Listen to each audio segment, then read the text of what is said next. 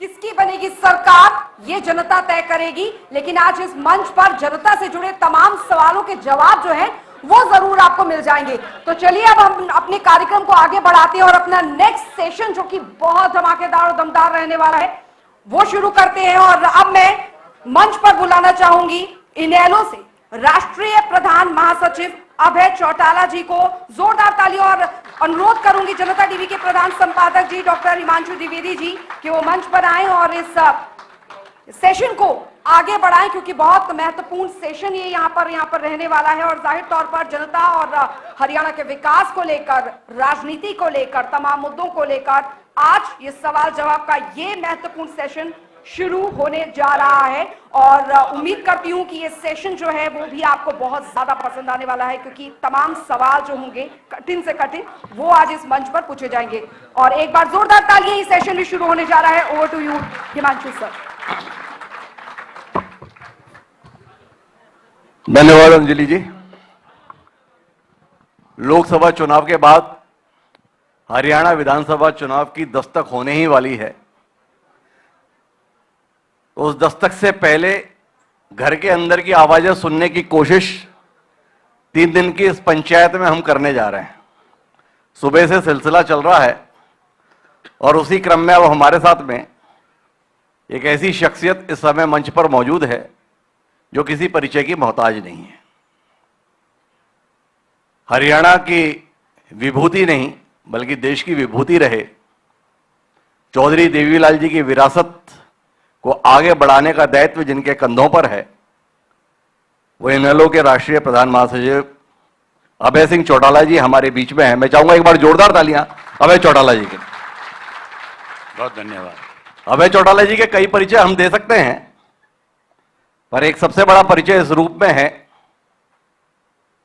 कि जिस किसान, जिस अन्नदाता की लड़ाई लड़ने का दावा तमाम राजनीतिक दल और तमाम राजनीतिक शख्सियतें करती हैं, तो जब 3 किसान कानूनों के खिलाफ एक लड़ाई छिड़ी तो उसमें समर्थन का तो दावा तमाम लोगों ने किया, पर केवल एक राजनेता ऐसा देश में निकला जिसने अपनी विधायकी उस लड़ाई के लिए कुर्बान की। उसका नाम अभय सिंह चौटाला था।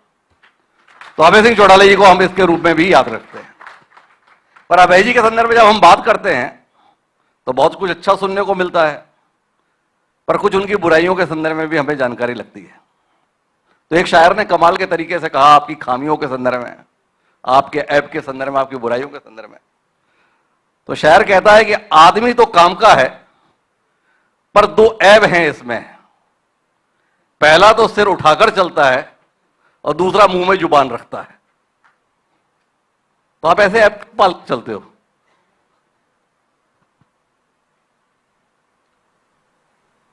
आपने जो शायरी अंदाज से शुरुआत करी,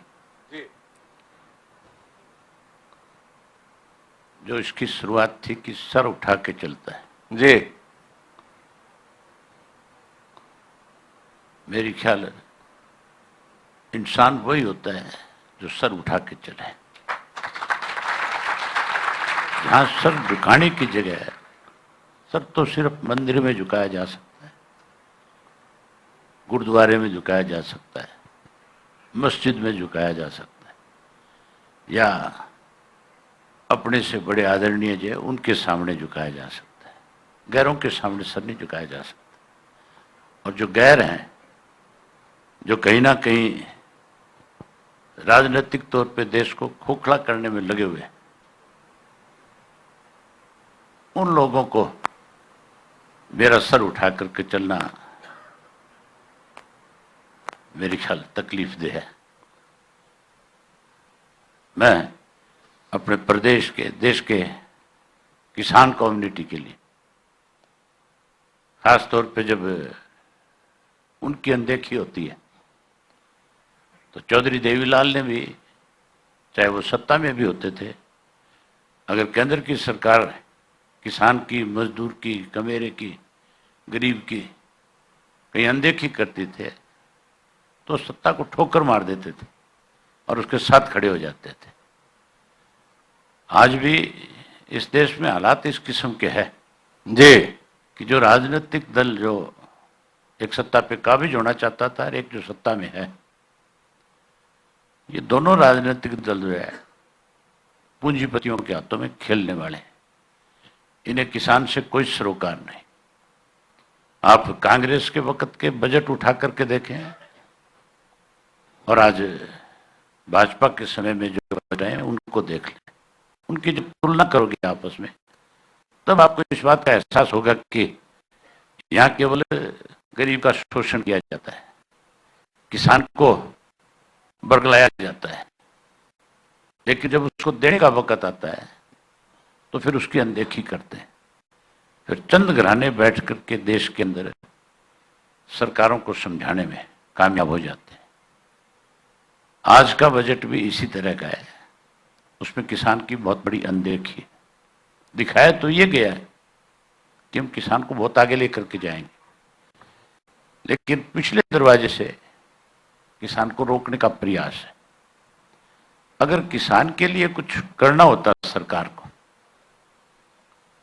तो फिर देश के प्रधानमंत्री के वायदे के मुताबिक स्वामीनाथन की रिपोर्ट लागू होनी चाहिए थी। उसके साथ साथ जो इंश्योरेंस के क्लेम्स हैं,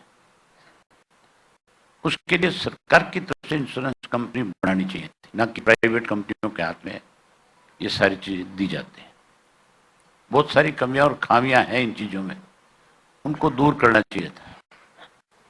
उन्हें दूर करने की बजाय उन्हें पेचीदा बनाया गया ताकि लोगों के सामने कठिनाई बढ़े। आज की तारीख में इस किस्म के हालात मैंने अपनी जिंदगी में नहीं देखे हैं। भाजपा के राज में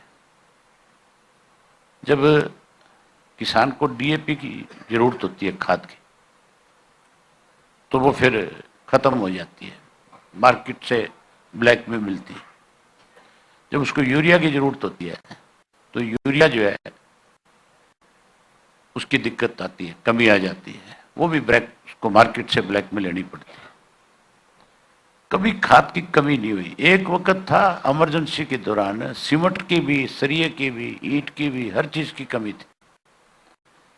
आज खाद की कमी भी आ गई, बहुत बुरी हालत है देश की। लेकिन मेरा अभय जी सवाल इस बात को लेकर है कि आप किसान की चिंता कर रहे हो, आप गरीब की चिंता कर रहे हो, आम जनता की चिंता कर रहे हो, और हम आंकड़ों पे दृष्टि डालते हैं तो हमें सबसे ज्यादा चिंता तो आपकी हो जाती है।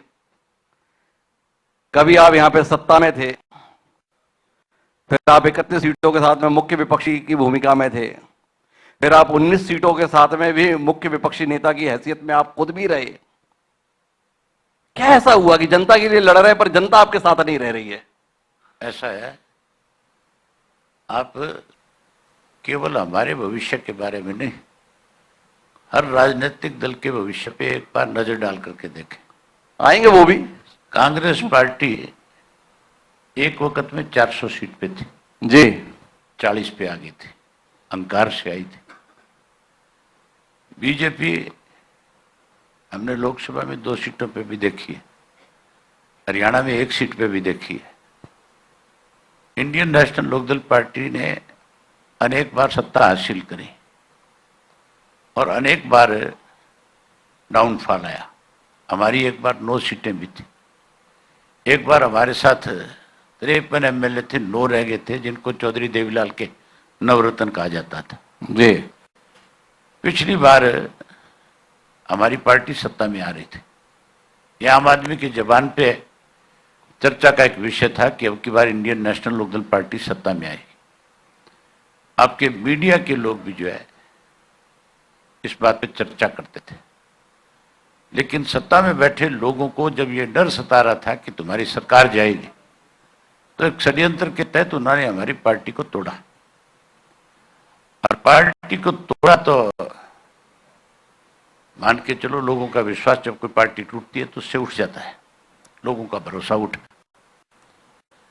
परिणाम ये निकले कि भाजपा भी सत्ता में नहीं थी, लेकिन जिनको हमारे से अलग किया उनको साथ लेकर के सरकार बना ली। सरकार तो बना ली, लेकिन 5 साल स्वयं इस प्रदेश को लूटने की कुछ नहीं किया। आज उनकी हालत खराब है। लोकसभा का जो चुनाव था, मैं आपकी बात को पहले क्लियर कर देता हूं जी। लोकसभा का जो चुनाव था वो राष्ट्रीय मुद्दों का चुनाव था, एनडीए और इंडिया के बीच में चुनाव था। लोगों का मन था हमें वोट देने का, लेकिन लोग इस डर के मारे हमें वोट नहीं दे पाए कि कहीं बीजेपी ना जीत जाए। हरियाणा में भाजपा को सत्ता से बाहर करना चाहते थे जी। और इसलिए उन्होंने एक तरफा वोट जो है, जो इंडिया गठबंधन के जो उम्मीदवार आए थे उनको देने का काम किया। मुझे बात तो और विषयों पर करनी थी, पर आपने जी। अब हालात और हैं। आज की तारीख में मुद्दे होंगे स्थानीय जी। मुद्दे होंगे प्रांतीय, मुद्दे होंगे कॉन्स्टिट्यूंसीज के। इलेक्शन होगा लोगों के बीच में, किसकी क्या पहचान है, कौन सामाजिक आदमी है, कौन लोगों का विश्वसनीय है। और चुनाव होगा इस बात का कि भाजपा ने 10 साल में क्या किया, कांग्रेस ने 10 साल में क्या किया था, हमारी पार्टी ने 5 वर्षों में पहले जब सत्ता में थे हमने क्या किया। इन चीजों की तुलना होगी। अब लड़ाई एक बात की और की भी है। अब चुनाव होगा मुख्यमंत्री का। भारतीय जनता पार्टी की तरफ से मुख्यमंत्री का चेहरा नायब सैनी है जी। कांग्रेस की तरफ से अभी तक किसी के नाम पे मोहर नहीं है, लेकिन हुड्डा स्वयंभू मुख्यमंत्री का उम्मीदवार है। हमारा जो गठबंधन है बसपा का और हमारा, उसका एक फैसला है कि हम सत्ता में आएंगे तो मुख्यमंत्री अभय सिंह चौटाला बनेगा। हरियाणा के लोगों को अभय सिंह चौटाला पे बहुत बड़ा विश्वास और भरोसा है कि जो बात लोगों के बीच में कह करके आएगा उसको पहली कलम से पूरा कर देगा। हमारे मैनिफेस्टो में कुछ वायदे हमने लोगों के साथ किए हैं। हमने तो, कुछ लोग तो कहते हैं कि हमने गारंटियां दी है, हम गारंटी नहीं देते, हम जो कहते हैं उसको पूरा करते हैं। इतिहास उठा करके देखें, चौधरी देवीलाल ने सन 1987 के अंदर कहा था मैं 100 रुपया बुढ़ापा पेंशन करूंगा। चौधरी देवीलाल ने कहा था कि 10-10 हजार रुपए के कर्जे माफ करूंगा। और चौधरी देवीलाल ने कहा था कि गरीब की बेटी की शादी के लिए 5100 रुपये कन्यादान के दूंगा। उस वक्त चौधरी बंसीलाल मुख्यमंत्री थे। उन्होंने कहा कि मैं LLB हूं, सबसे ज्यादा हरियाणा में पढ़ा लिखा व्यक्ति हूं जी, सरकारी खजाने से चौधरी देवीलाल जिस किस्म की घोषणाएं कर रहे हैं दे नहीं सकते, ये आपका बेवकूफ बना रहे हैं।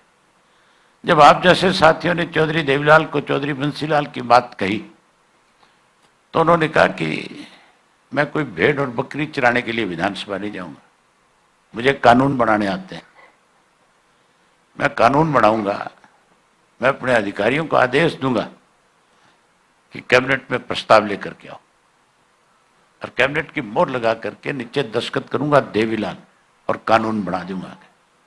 उन्होंने कानून बनाए, जो कहा उस वायदे को पूरा किया। चौधरी ओम प्रकाश चौटाला ने भी जो वायदे लोगों के साथ किए उनको हमेशा पूरा किया। और मैंने भी आज तक जो लोगों के बीच में खड़े होकर के कहा उसमें नफा नुकसान नहीं देखा, उसको हर हालत में पूरा करने का काम किया। अरे आपने नफा नुकसान नहीं देखा, अभी आप बता रहे हो कि देखो हमारा गठबंधन है, अगर जीत है तो मुख्यमंत्री अभय सिंह चौटाला होगा। अभय सिंह जी हमें दावे के साथ ये भी बता रहे हैं कि प्रदेश की जनता का भरोसा अभय सिंह चौटाला पर है, इसलिए अभय सिंह चौटाला मुख्यमंत्री होगा। तो जब प्रदेश की जनता का आपको पता था कि जनता आपको मुख्यमंत्री बनाना चाहती है, तो फिर काहे आप कुरुक्षेत्र का सांसद बनने के लिए कूद गए? जो आदमी राजनीति में रहता है जी, वो घर नहीं बैठा करते जी, वो मैंने कहा ना, नफा नुकसान नहीं देखते जी। हम लोगों के लिए लड़ते हैं, लोगों के लिए मरते हैं। हम अपनी पार्टी की पहचान घर बैठ करके खत्म नहीं कर सकते। वोट कितना आए कितना नहीं आए इससे कोई मतलब नहीं है। नहीं मतलब है, नहीं कोई मतलब नहीं। नहीं मैं सवाल है मेरा उसमें नहीं कोई, और वो सवाल ये है अभय सिंह चौटाला जी, साथ में जोड़ लेके आप मिलकर उत्तर दीजिए ना, हम लोगों को सहूलियत हो जाएगी। हम अभी तक ये नहीं समझ पा रहे हैं कि वो नवीन जिंदल जी जो है 10 साल बाद सांसद बनने में सफल हो गए, उन्हें फिर से सांसद बनने के संदर्भ में किसका आभारी होना चाहिए? भारतीय जनता पार्टी का होना चाहिए या अभय सिंह चौटाला जी की उम्मीदवारी का होना चाहिए? उसको अपनी पार्टी का होना चाहिए जी वो मेरी वजह से सांसद नहीं है जी ना, मैं कभी इस चीज का मन में सोचता जी कि मेरी वजह से किसी दूसरे राजनीतिक दल को ताकत मिल जाए और उसको सत्ता में आ जाए। जी हम तो खुद सत्ता में रहे हैं और सत्ता में रह करके लोगों की सेवा करी है। अब भी सोच वही है कि सत्ता में आए और लोगों की सेवा करें।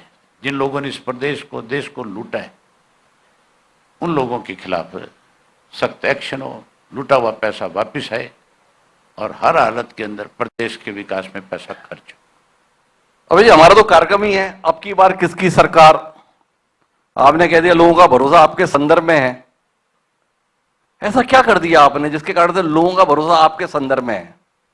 लोकसभा चुनाव के वोट को आप ये कह के खारिज कर रहे हो कि राष्ट्रीय स्तर पर था।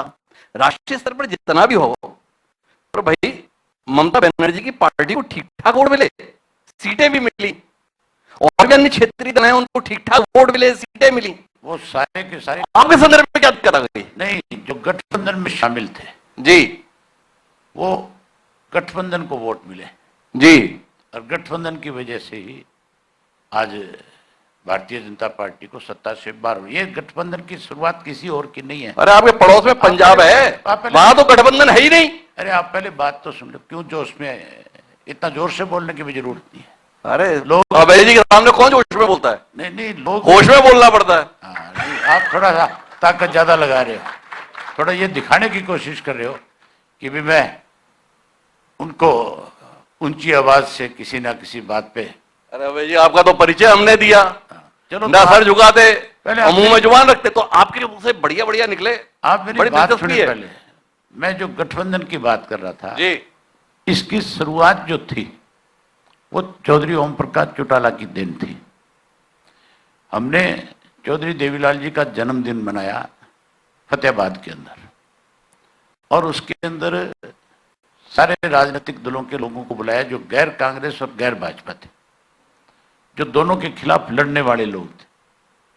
हमने उनको बुला करके कहा कि आज तीसरे मोर्चे की जरूरत है। लोगों का विश्वास कांग्रेस से भी उठा हुआ है और भाजपा की सरकार को सत्ता से बाहर करना चाहते हैं। आप लोग इकट्ठा हो, एक तीसरा मोर्चा बनाओ। तो वहां 2-3 नेता ऐसे थे जिन्होंने जोर दे करके चौटाला साहब से कहा कि हम चाहते हैं कि भाजपा के सामने एक को लड़ाया जाए, इसलिए कांग्रेस को भी इसमें शामिल कर लिया जाए। चौटाला साहब ने कहा कि भाजपा को सत्ता से बाहर करने के लिए किसका सहयोग लो, मुझे कोई ऑब्जेक्शन नहीं, आप कांग्रेस को भी शामिल कर लो। जिन्होंने इसकी शुरुआत करी उनको भी इंडिया गठबंधन का हिस्सा नहीं बनाया गया। कांग्रेस को पता था कि अगर ये हिस्सा बनेंगे तो हरियाणा में कल को ये सत्ता पे काबिज हो जाएंगे। उधर नीतीश कुमार जिसने इसकी शुरुआत करी थी, जिसने सबसे पहले सोनिया जी से मिल करके इसको आगे बढ़ाने का काम किया था, उसको भी तरीके से किनारे कर दिया। उसको भी इस बात के लिए मजबूर कर दिया कि उसको भाजपा के साथ दोबारा जाना पड़ा। जिन्होंने एक दूसरे के खिलाफ कस्में खाई थी, लेकिन हालात ऐसे पैदा कर दिए इन्होंने, कांग्रेस वालों ने, कि उनको जाना पड़ा, मजबूरी होगी। अगर हम हिस्सा होते तो 10 की 10 जीतते, 5 भाजपा को नहीं मिलते। अगर नीतीश कुमार इस इंडिया गठबंधन में रहा होता तो आज सरकार जो है इंडिया गठबंधन की होती, ना कि बीजेपी की होती। इस सारे के लिए अगर आज भी कोई दोषी है तो कांग्रेस है। कांग्रेस की खुददारी की वजह से आज ये सब कुछ हो रहा है। लोग इस चुनाव में आप देखना, जिस कांग्रेस का एक बड़ा ख्वाब और सपना है वो खत्म कर देंगे। तो इस चुनाव में मुकाबला किसके बीच में देख रहे हैं आप? चुनाव के बीच में मुकाबला तो हमारे और कांग्रेस के बीच में रहेगा। भाजपा को तो लोगों ने तय कर दिया कि सत्ता से बाहर करना ही करना है। हमारे गठबंधन के और कांग्रेस के बीच में मुकाबला रहेगा, और आप देखना जब नतीजे आएंगे तो इंडियन नेशनल लोकदल पार्टी जो है सत्ता की तरफ बढ़ती हुई दिखेगी आपको। अच्छा, ये वो बताइए, भारतीय जनता पार्टी ने 9 साल से मुख्यमंत्री रहे मनोहर लाल खट्टर जी को दिल्ली भेज दिया, नायब सैनी जी को यहां पर मुख्यमंत्री बना दिया। लड़ाई किसके रहने से ज्यादा मुश्किल रहती? खट्टर जी बने रहते तो मुश्किल थी, या सैनी जी है तो मुश्किल है? ना, ये सिर्फ चेहरा बदला गया है। चेहरा बदलने से कुछ नहीं होना। भारतीय जनता पार्टी के खिलाफ इतनी बड़ी एंटी इनकम्बेंसी आज की डेट में कि हर आदमी जो है इसको सत्ता से बाहर करना चाहता है, सत्ता से बाहर देखना चाहता है। हर आदमी दुखी है। इन्होंने इस किस्म के फैसले लिए। आप देखो, बड़ी हैरानी की बात है, जो फैसले मनोहर लाल खट्टर की सरकार में हुए, सैनी उनको बदल रहे हैं। तो फिर आप मुझे ये बताओ कि 9.5 वर्ष तक लोगों को क्यों परेशान किया इस तरह के गलत फैसले लेकर? अगर वो मनोहर लाल खट्टर के फैसले गलत थे तो ही तो सैनी को बदलने पड़ रहे हैं, अदरवाइज क्यों बदलने पड़ते हैं? आप मान के चलो, चेहरे बदलने से या फैसले बदलने से लोगों का विश्वास आप बढ़ा नहीं सकते अपने प्रति। अब लोगों ने फैसला कर रखा है कि इनको हर हालत में सत्ता से बाहर कर दें, ये नहीं बचेंगे। पर जब चेहरे भी बदल गए, पिछली बार तो जी मनोहर लाल खट्टर मुख्यमंत्री था, जीत के आ गया, अनिल विज जीत के आ गया। अब की बार तो मुझे लगता नहीं सैनी भी जीत करके आएगा क्या। बाकी सारे वरिष्ठ आ रहे थे पिछली बार जी। अब की बार एक भी मंत्री नहीं जीत सकता, मुख्यमंत्री भी नहीं जीतेगा। पर अभी जी सवाल ये मुख्यमंत्री भी आज बता देता हूं आपको जी, करनाल से एमएलए है, ये करनाल से नॉमिनेशन नहीं फाइल करेगा, भागेगा जी। और जो व्यक्ति 4 महीने ही लोगों का विश्वास मुख्यमंत्री के तौर पे हासिल नहीं करेगा, वो छोड़ जाएगा। तो अगली कॉन्स्टिट्यूंसी के लोग क्यों वोट देंगे? वो कहेंगे कि करनाल वालों ने जिसने 30-35 हजार वोट से जिताया है, उनको छोड़ करके तुम्हारे पास आ गया। तो इसका मतलब विश्वास नहीं होगा ना।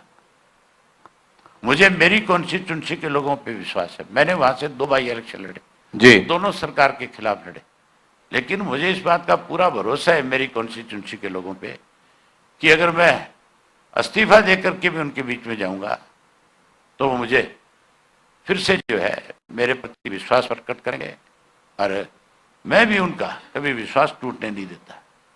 आदमी को वही भागता है जगह जगह पे जिसको अपने लोगों पे भरोसा नहीं होता। पर आप खुद बोल रहे हैं कि चेहरा बदला। अभी बातचीत में आपने कहा कि आप फैसले भी बदल रहे हैं।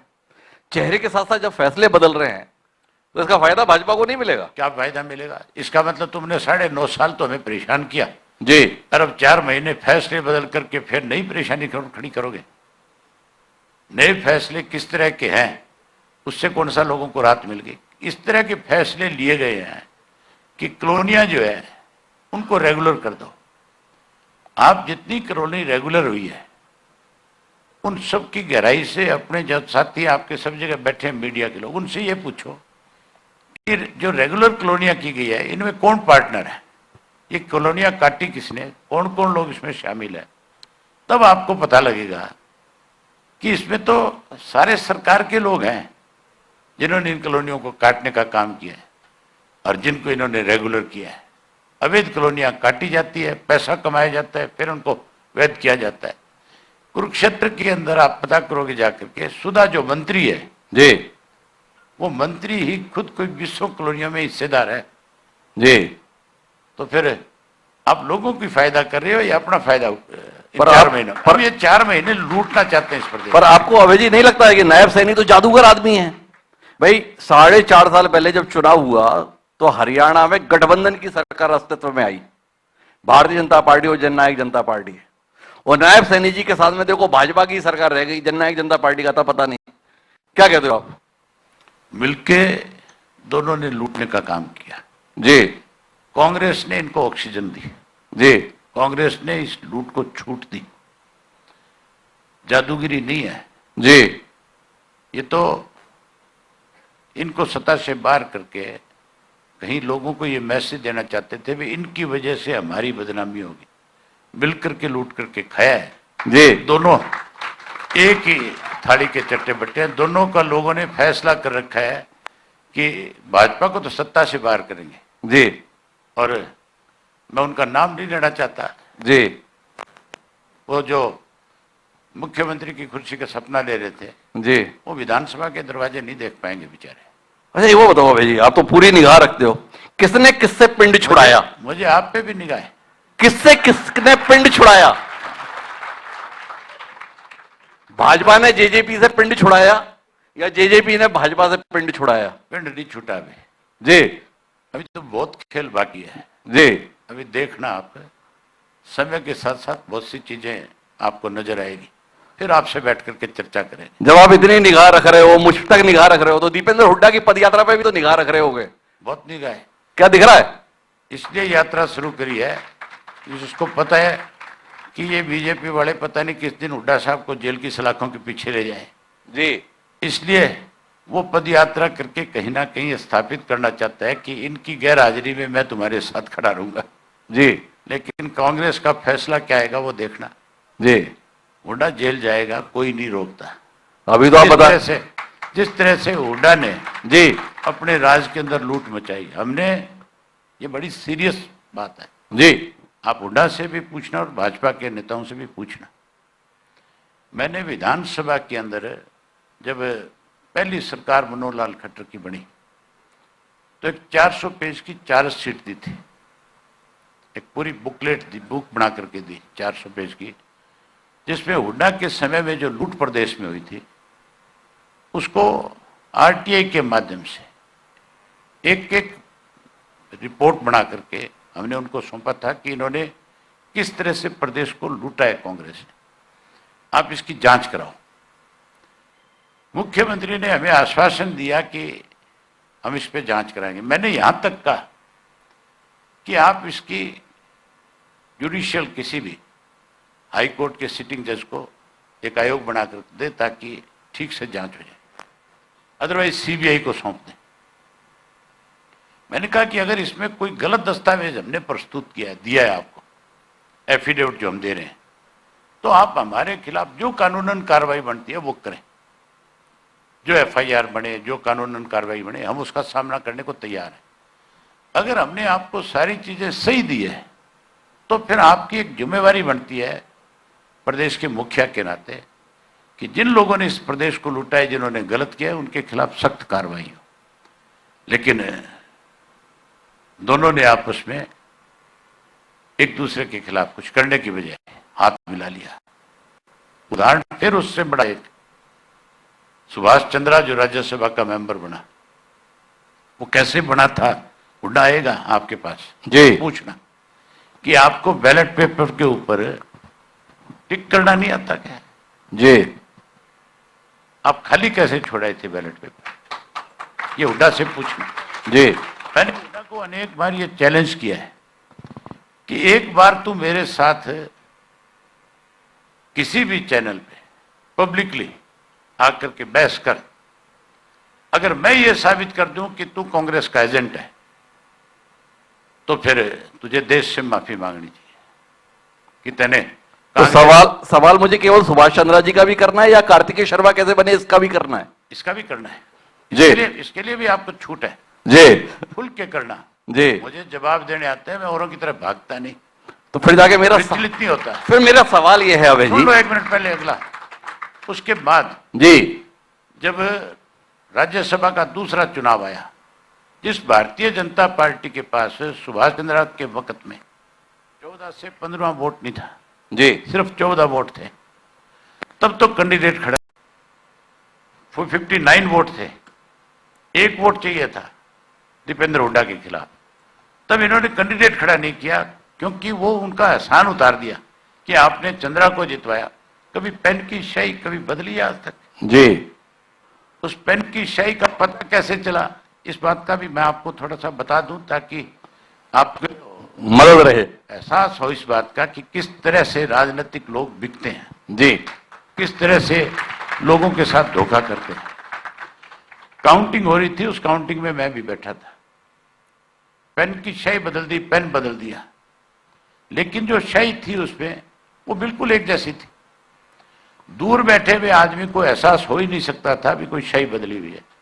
जो प्रेजाइडिंग अफसर था जिसने काउंटिंग करी, जो असिस्टेंट 2 और उसके साथ, उन्होंने एक तरह से आर के आनंद को डिक्लेयर कर दिया था भी आर के आनंद के पक्ष में वोट ज्यादा है।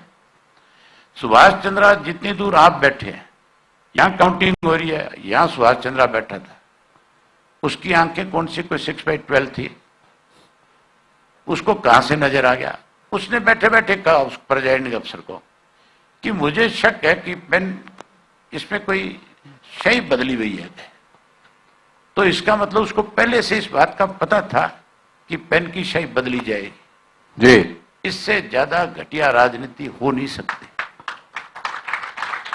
अब सवाल इसी पे है, आप स्वयं बता रहे हैं कि हुड्डा जी के साथ इस भाजपा सरकार का गठजोड़ है, और अभय जी अभी ये दावा कर रहे हैं कि हुड्डा जी तो जेल जाएंगे। गठजोड़ है तो फिर जेल क्यों जाएंगे? अब जेल इसलिए जाएगा, ये भाजपा इतने दिन ही हाथ मिला के किसी के साथ रखती है जितने दिन इसका स्वार्थ होता है। जी, स्वार्थ पूरा हो गया, अब आगे कैसे फिर सत्ता में बने रहना है, इसके लिए कुछ भी कर सकते हैं। और कुछ नहीं इसलिए करेंगे, जरूरी है, जाना भी चाहिए, क्योंकि इसने उस 10 साल में इस प्रदेश को बहुत बुरी तरह से लूटा है। बहुत इस किस्म के फैसले लिए जिससे किसान सबसे ज्यादा परेशान। 72,000 एकड़ जमीन किसान की दफा 4-6 के नोटिस दे करके सस्ते में बेचने पे किसान को मजबूर किया इसने। आज उसी की तो इंक्वायरी हो रही है सारी। पर अभय जी आप तो हमें ये बता रहे हो कि भारतीय जनता पार्टी को हरियाणा में सत्ता से बाहर तो इंडियन नेशनल लोकदल और बहुजन समाज पार्टी का गठबंधन करने जा रहा है। हाँ, करेगा। तो भाजपा के लिए सबसे बड़े खतरे तो आप हो। तो फिर भाजपा के निशाने पर तो आपको होना चाहिए, हुड्डा जी क्यों निशाने पर आएंगे? नहीं, भाजपा मेरे खिलाफ कर क्या सकती है? मैंने गलत क्या किया आज तक? अगर कुछ गलत किया है तो वो करे, कौन रोकता है?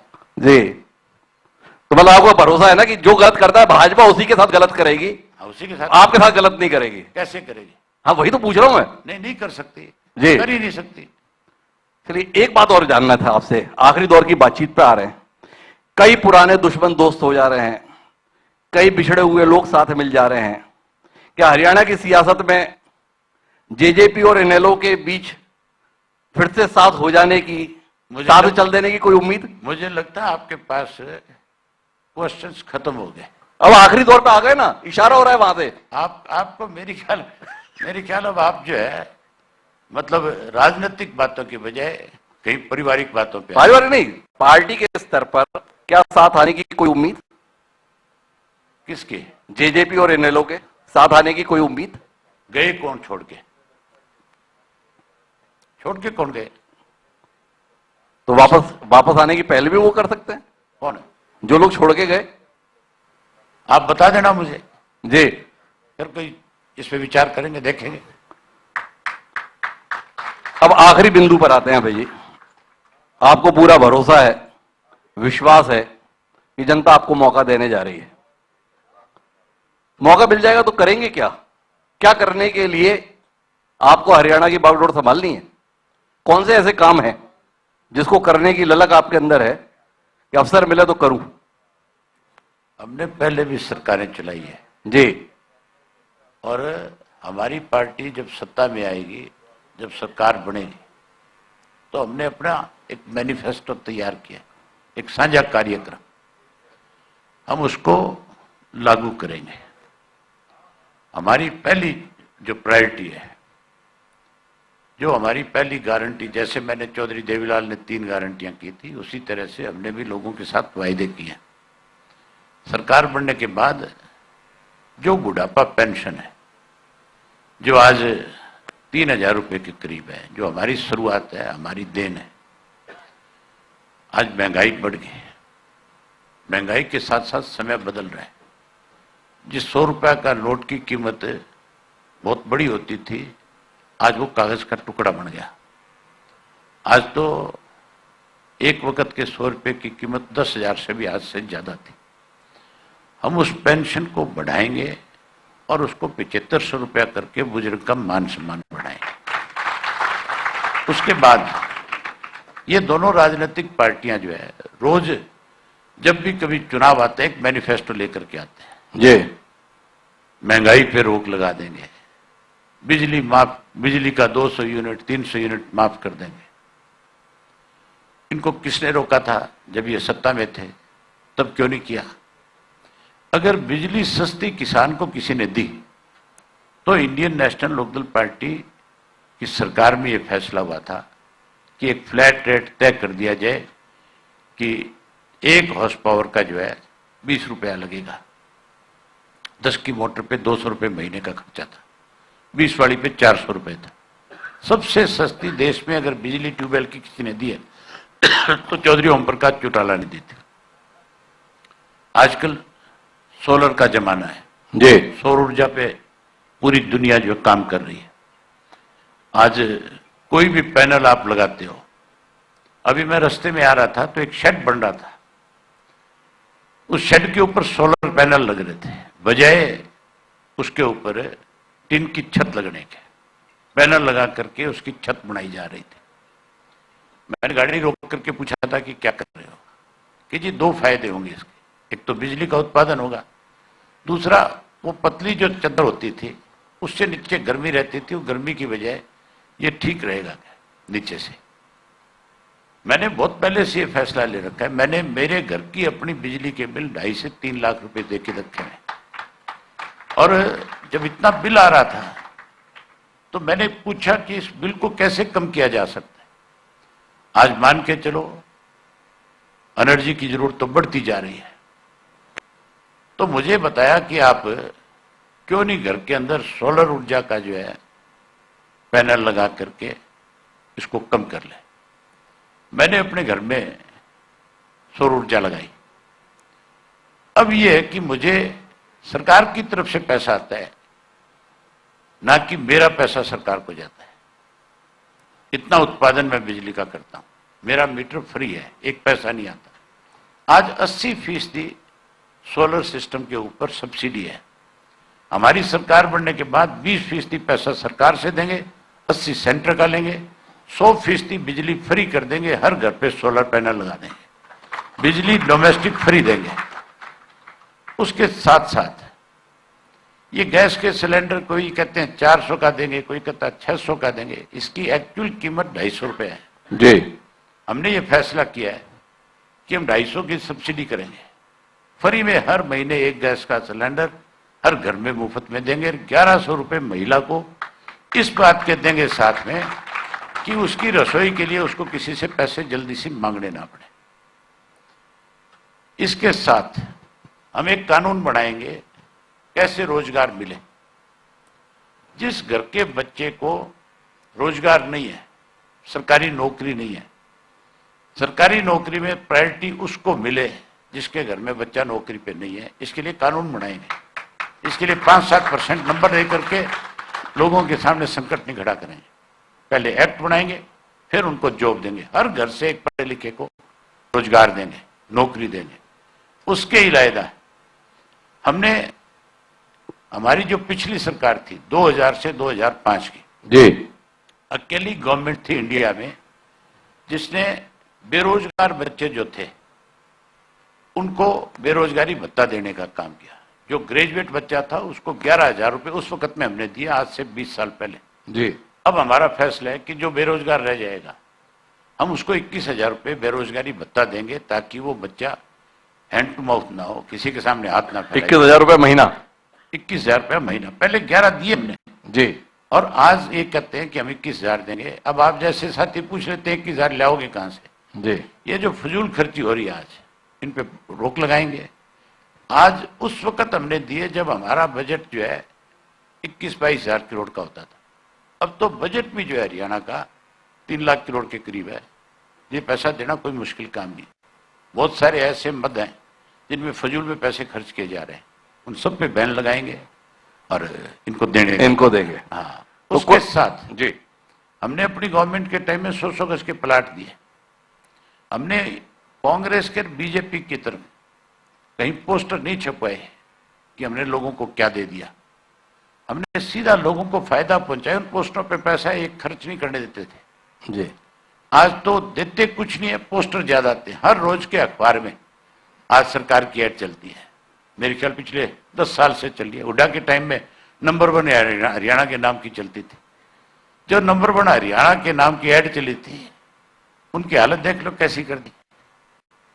हम पैसा बचाएंगे, पैसा खर्च करेंगे, 100 गज के प्लाट पहले भी गरीब आदमी को दिए थे और अब की बार 100 गज का प्लाट भी देंगे और उसके ऊपर चौधरी देवीलाल आवास योजना एक लागू करेंगे और उससे 2 कमरे बना करके देंगे, उसकी किचन और कमरा बना के देंगे ताकि हर गरीब आदमी के सर के ऊपर छत हो। तो एक पूरा का पूरा कार्य योजना अभय सिंह चौटाला जी के जहन में है। मुफ्त बिजली है, मुफ्त गैस है, मुफ्त प्लॉट है, 2 कमरों का मकान है, बेरोजगारी भत्ता है। अब कुल मिलाकर ये सब साकार करने के लिए उन्हें जरूरत है तो विधानसभा में बहुमत की है।